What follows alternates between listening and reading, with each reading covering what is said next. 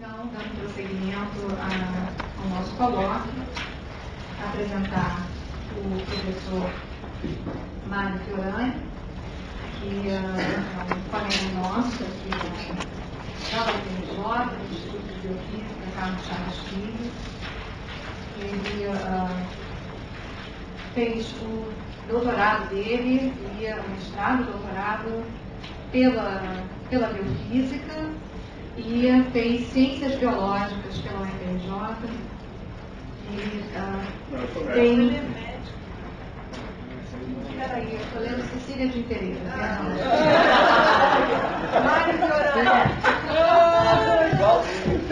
Mário Fiorani fez graduação pela UFRJ, mestrado e doutorado pela UFRJ, já estava fazendo sentido. Aí, quando eu vi bióloga, eu também me deu uma ponta de surpresa, confesso. Pós-doutorado pelo National Institute of Mental Health, no fim dos anos 90, e é professora adjunto aqui no Instituto de Biofísica e estuda a representação cortical de sistemas visuais. Com vocês, portanto, o querido colega Mário Fiorani. Mário, muito obrigada. Sua palavra. Muito obrigado, Mário. Essa minha apresentação vai ser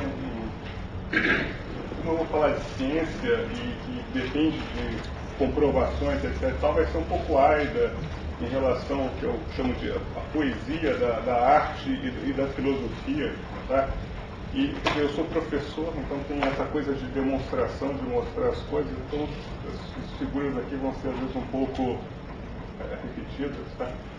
Bom, as ilusões visuais, assim, eu vou falar de ilusões visuais, certo? As ilusões são conhecidas há bastante tempo e principalmente pelos artistas, tá? Então, o que caracteriza, existem algumas características das ilusões visuais que são importantes. Uma delas é que todas as pessoas têm as mesmas sensações quando veem essas ilusões. Então, elas não são particulares de uma pessoa a outra e independem basicamente de contextos prévios, da história prévia daquela pessoa, né? Uma outra característica importante das ilusões visuais é que elas só são percebidas quando você é apresentado a elas. Vocês geralmente vão ver essas ilusões visuais, se alguém não disser isso é uma ilusão, vocês não vão ter essa noção. Então, os artistas que inicialmente, quem faz os desenhos, e quando as pessoas olham, ou ele mesmo olha, ele vê que aquilo que ele mediu não corresponde ao que ele fez, é que ele percebe que ele tem uma ilusão. As pessoas, normalmente, quando você apresenta uma ilusão, alguém te mostra um negócio e fala assim, o que é? Você fala assim, não, isso é torto, não é reto. Você fala assim, não, eu estou vendo reto. Isso não, mas é torto. Então, a ilusão, você tem que mostrar para as pessoas. A maior parte das pessoas veem as ilusões o dia inteiro e não percebe que aquilo são ilusões, tá? E é óbvio que vocês vão conhecer a maior parte das ilusões que eu vou mostrar. Eu peguei algumas ilusões bastante simples, que são bem estudadas, que têm aspectos interessantes para como a gente pensa, como o nosso cérebro funciona. Então, eu vou ver aspectos neurobiológicos das ilusões, tá? Então, as ilusões visuais, como o nome já diz, começam pelo nosso olho, tá? Então, o nosso olho pode ser comparado a uma máquina fotográfica, onde existe um sistema de lentes que vai focar uma imagem que está no mundo externo, numa superfície fotossensível, que na máquina fotográfica é um filme, e nos nossos olhos vai ser a retina, que é um epitélio fotossensível, tá? Então, o primeiro problema que existe sim, em terminologia é que a maior parte das ilusões visuais são chamadas de ilusão de ótica. Esse nome está errado. Do ponto de vista óptico, essa imagem que está aqui no mundo externo, ela é bem formada. Se a gente tem a nossa visão normal ou corrigida com lentes, essas ilusões não são óticas. Quer dizer, se fosse uma pessoa que usa óculos, veria as ilusões diferentes de quem não usa óculos ou sem óculos, tá? Então, isso não é realidade. As ilusões visuais, elas vão ser geradas pelo tecido neural, começando na retina e depois pelo nosso córtex, tá? Então, eu vou mostrar como o nosso cérebro gera algumas dessas ilusões e algumas consequências interessantes dos aspectos filosóficos.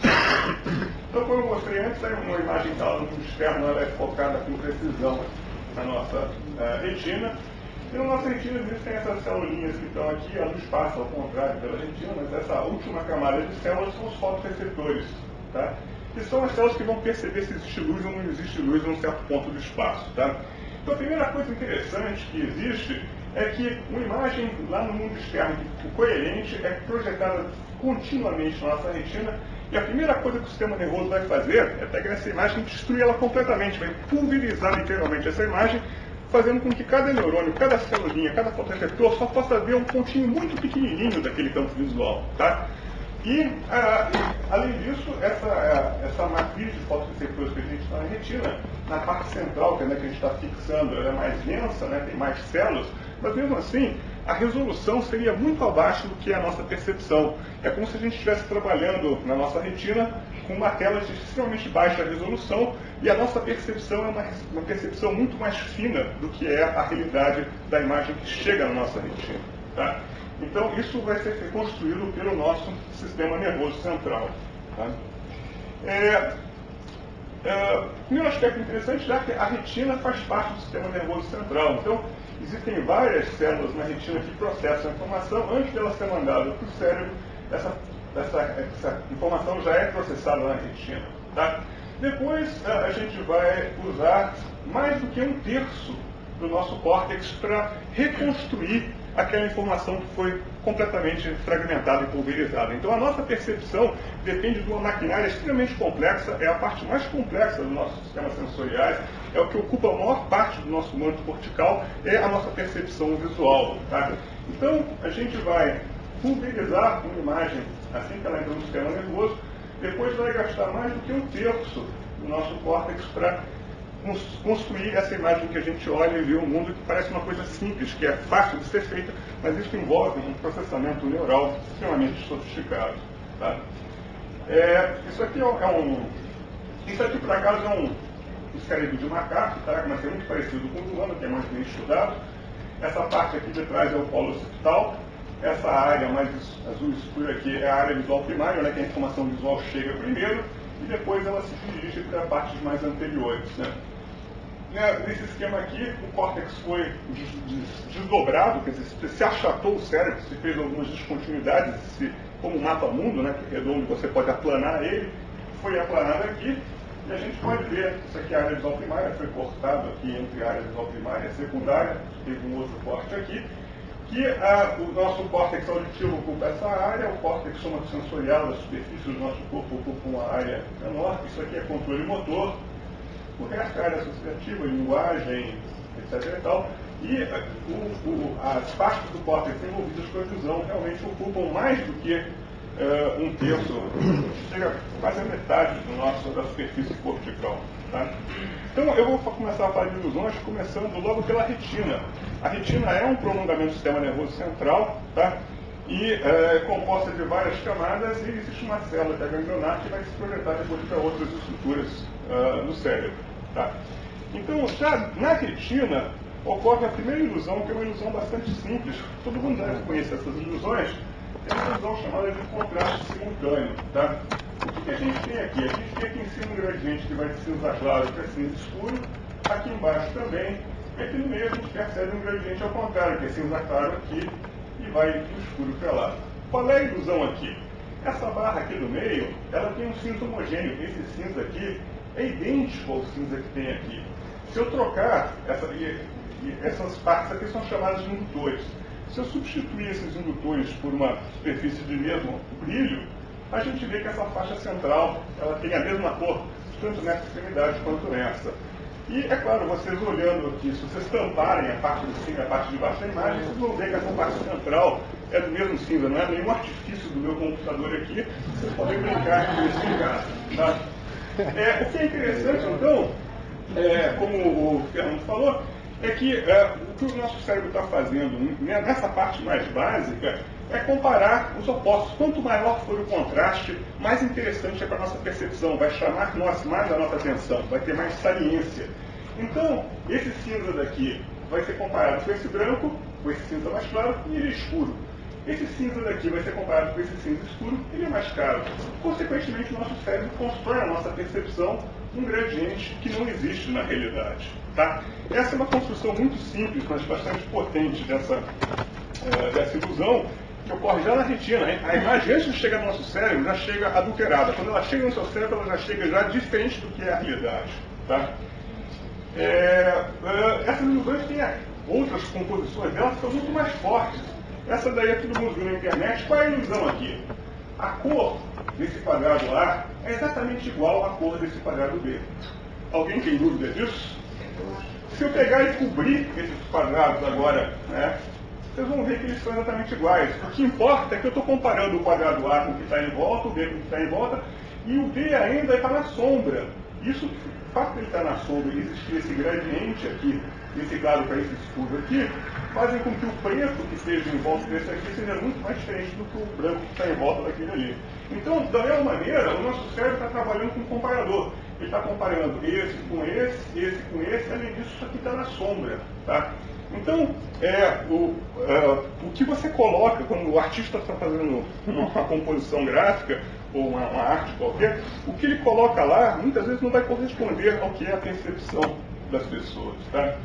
Eu vou agora começar a falar de algumas outras ilusões que têm origem no córtex. Essa é uma ilusão bastante forte também, essa ilusão de zona, onde essas linhas verticais são todas paralelas umas das outras. E elas parecem que estão inclinadas. Essa linha parece que está assim, essa parece que está assim. Elas parecem que elas não são paralelas entre si. Tá? E essa falta de paralelismo é dada por esses pequenos indutores aqui que fazem com que a gente tenda a perceber as coisas mais ortogonais. Essa aqui é uma outra variante dessa ilusão, né? A ilusão aqui é que essa linha daqui que parece que é descontínua, essas duas linhas parece que elas não se encontram, quando na realidade é a mesma linha, não são duas linhas alinhadas entre si. Tá? É o mesmo princípio que a ilusão de zona. Tá? E que segue o mesmo princípio que acontecia na retina. O que o nosso cérebro faz é tentar aumentar o contraste. Então, a cada processamento da informação no nosso cérebro, ela é exagerada, o contraste é aumentado, porque as áreas básicas de funcionamento falam assim, lá para frente os caras não vão ver isso, o cara não vai perceber isso. Então deixa eu exagerar aqui, deixa eu mudar isso aqui, fazer isso ficar mais contrastado, para que facilite a percepção em processamentos posteriores. Então, esse processamento é extremamente básico. Essa ilusão acontece na área visual primária, a primeira estação cortical onde a informação chega. Em animais anestesiados, você vê esse efeito nessa linha, tá? Isso não depende nada de consciência. Tá? E a tendência é exatamente essa, você perceber as coisas como mais ortogonal. O contraste angular aqui é aumentado nessa ilusão. Então, naquela ilusão na retina, a gente aumentava o contraste de brilho. Quando chega em V1, a orientação, os ângulos são aumentados para a gente perceber melhor esses ângulos. Tá? Essa ilusão tem aspectos artísticos interessantes que são bastante vistos. Por exemplo, essas linhas aqui horizontais são todas paralelas entre si. O fato desses quadradinhos estarem desalinhados e gerarem um indutor que é o oblíquo, faz com que a gente perceba essas linhas como elas não fossem paralelas entre si. E tem outras versões, né? Você vê aqui embaixo, onde é que os quadradinhos estão bem alinhados, a gente não percebe nenhum, essas linhas são percebidas como paralelas, né? À medida que você vai gerando esses desalinhamentos, você começa a ver essas linhas como tortas, e aqui que você começa a alinhar de novo, elas começam a ficar paralelas de novo entre si. Tá? Então essa ilusão ocorre muito mais vezes se uma pessoa olhasse uma coisa dessa e olhar e ver um monte de linhas tortas. Você precisa dizer para a pessoa, não, essas linhas são paralelas, porque a pessoa perceba, não, isso não é. Aí ele vai medir e ver o que é e fala assim, isso é uma ilusão. Então essas ilusões, a gente muitas vezes passa por uma série de ilusões e não tem a menor consciência que isso está acontecendo. Se você não for apresentado a elas, elas não vão ser percebidas como ilusões. Essas são ilusões de tamanho, que ocorrem depois da área visual primária. Nessa ilusão aqui, essa bolinha daqui tem o mesmo tamanho exatamente que essa bolinha daqui. Tá? Ela parece menor. Por quê? Porque ela é comparada com o que está em volta dela. Então, o contraste desse tamanho aqui e desse tamanho aqui faz com que a gente perceba essa bolinha como menor que essa. Essa ilusão, eu vou voltar a ela no final, porque eu vou mostrar os mecanismos neurais que dão essa ilusão. Existem outras ilusões de tamanho bastante conhecidas, né? Nessa ilusão aqui, essa barrinha central e essa barrinha daqui tem o mesmo tamanho. Tá? A gente vê isso simplesmente botando duas linhas verticais retinhas e você vê que tem o mesmo tamanho. Mas é uma ilusão bastante forte. Sem essas barrinhas verticais, parece que essa barra de cima é muito menor que a de baixo. Essa ilusão, como grande parte das ilusões mais complexas, envolve múltiplos mecanismos. Então, um dos mecanismos que influi aqui é aquele do ângulo que eu mostrei na ilusão de Zollner. Se eu tendo a ver esse ângulo aqui mais ortogonal, essa coisinha mais em pé, eu tendo a reduzir. Na hora que eu faço que a seta fique com as pontas mais abertas, eu reduzo a parte central. E na hora que eu faço com que aqueles símbolos de maior e menor que estão nas pontas fiquem mais abertos, eu alongo essa parte central. Mas mesmo se eu botasse aqui um quadradinho que não tem esse ângulo, eu ia ver essa barra de baixo como maior, que eu associo, mesmo não medindo só o tamanho da barra central, eu acabo associando o que está aqui fora como parte daquela barra. Então, essas ilusões têm múltiplos mecanismos que vão agir sobre elas e fazer com que elas sejam mais fortes ou mais fracas. Tá? Então, o tempo todo, o nosso cérebro está modificando a imagem que está sendo processada e isso normalmente não é percebido pela gente. Se você não colocasse essas duas coisas no lado da outra e dissessem que eram iguais, vocês nunca pensariam que essa ilusão poderia ocorrer. Existem ilusões de tamanho mais sofisticadas. Essa aqui é uma ilusão fantástica. O tampo dessa mesa tem exatamente o mesmo formato que o tampo dessa mesa daqui. Essa ilusão é super antiga, feita pelos artistas. Né?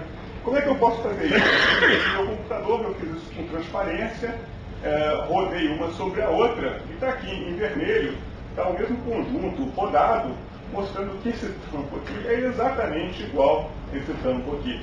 No começo eu fiquei mexendo na posição do projetor para evitar que ficasse torta a imagem, para que isso ficasse fidedigno. Mas vocês podem, são fáceis de achar na internet, essas ilusões, vocês vão lá, vão medir, o negócio é igual. Então, essa é uma ilusão que depende de perspectiva.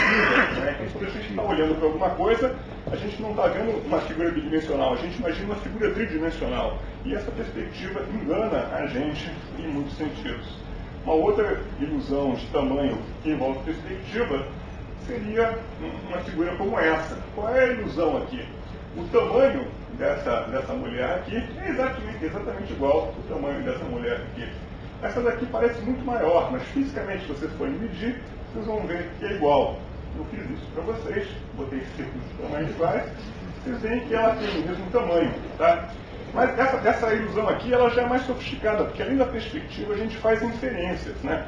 Porque aqui que eu vejo? Eu vejo uma imagem grande, perto de mim, e uma imagem pequena, lá longe. São duas mulheres de tamanho normal, uma está próxima, outra está longe de mim. Aqui eu vejo uma mulher normal perto de mim, e aqui do lado tem uma liliputiana, uma minha ranzinha, uma coisa minha. Então, é óbvio que essa imagem tem que ser menor do que essa, porque essa é uma pessoa de tamanho normal, e essa aqui é uma liliputiana. Então, o nosso cérebro trabalha com vários mecanismos para gerar esse tipo de ilusão. Tá? Então, eu vou voltar àquela ilusão inicial de... Só tem algum exemplo com cinética? Oi? Essas imagens cinéticas? Existem vários exemplos de ilusões, aqui não falta. Eu podia falar 3 dias seguidos só sobre ilusões o dia inteiro. Eu escolhi algumas que são mais simples e que têm mecanismos mais conhecidos, mas ilusões de movimentos têm vários tipos, desde objetos parados que parecem estar em movimentos, coisas em movimentos que parecem estar paradas e outras variantes. Tá? Bom, como eu sou neurofisiologista, eu vou falar aqui agora um pouco do cérebro da gente. Tá? Então, a informação que chega na área visual primária toma 2 caminhos. Um que é chamado de via dorsal, que está mostrado em azul, e a outra que é a via ventral, que está mostrado em rosa aqui, nessa cor rosa aqui. A via dorsal é uma via aonde que vê relações espaciais de movimento que serve para controle motor, para a gente interagir com o mundo. Quando a gente está dirigindo, quando a gente está jogando futebol, interagir no tempo mais real possível. Então, é uma via extremamente rápida. Na realidade, essa via já vem segregada desde a retina por células já mais rápidas que mandam para essa via daqui. E essa via aqui de baixo, que é a via ventral, é a via do quê? Que representa forma e cor. Essa via dorsal é cega para a cor. Tá? Que é a via da nossa percepção, que é o que a gente está vendo, é o que a gente olha para o mundo, eu olho e reconheço as pessoas, vejo as coisas bonitinhas, feias, é com essa via ventral aqui. Tá? Bom, então eu vou voltar para aquelas ilusões de tamanho, para aquela ilusão de Ebbinghaus que eu mostrei lá no começo, das ilusões de tamanho, aonde esse círculo aqui tem exatamente o mesmo tamanho que esse aqui, mas a nossa sensação é que esse círculo aqui é maior do que esse aqui, certo? Então, claro que, bom, se é a nossa percepção, eu boto lá uma coisa para a gente medir, boto duas linhas verticais, a gente tem certeza que o estímulo A, o círculo A, ele é igual ao círculo B, mas a nossa percepção é que o círculo A ele é menor que o círculo B. Dois pesquisadores, um canadense e um escocês, fizeram um paradigma super interessante, que é o Milner e o Goodale, tá? Que é construir essa ilusão de Ebbinghaus em 3 dimensões, e a pessoa olhando de cima vê aquelas conformações que eu mostrei para vocês, e ele media com uma câmera super precisa a abertura da mão das pessoas para catar esse círculo central, tá? Que são riscos de tamanhos diferentes. Tá? E, então, a pessoa está vendo de cima, ele está vendo um ou outro, a pessoa tem que catar, e o que ele viu é que as pessoas fazem a mesma abertura da mão para catar tanto o círculo A quanto o círculo B. Então, embora a percepção é de que o círculo A seja maior que o círculo B, eles na realidade são de tamanhos iguais, e a nossa abertura da mão é de tamanho igual. Bom, uma sugestão de que o nosso controle motor não está sendo enganado por essa ilusão. Mas, de qualquer forma, tem uma crítica a esse experimento do jeito que está aí, é que a gente sempre abre a mão igual, chega no final a gente faz um pequeno ajuste.